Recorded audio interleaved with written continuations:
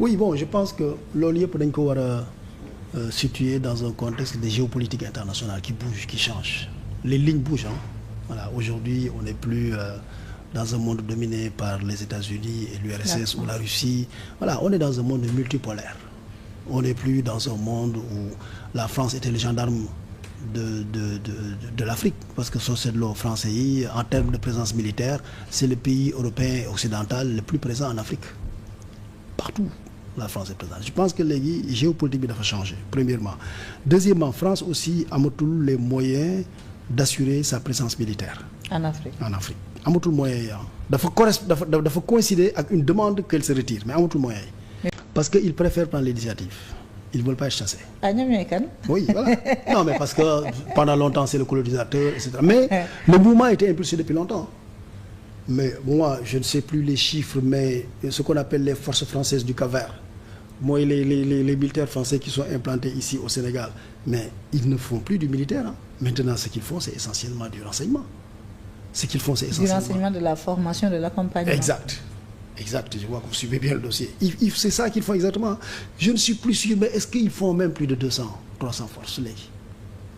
Ils ne sont plus nombreux. Donc je veux dire, le mouvement de retrait a été impulsé depuis longtemps en réalité. Et qu'aujourd'hui, ce n'est plus la présence de l'armée française qu'on avait dans les années 70 qu'on a actuellement. C'est différent maintenant.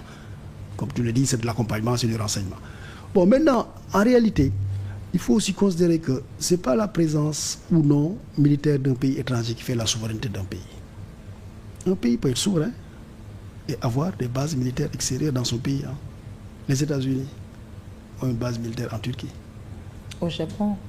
Non, le Japon même c'est différent. Parce que le Japon, on leur a imposé ça. C'est l'armistice. Guerre bi bu amee lañ leen vaincre ne leen dañ fiy def base militaire.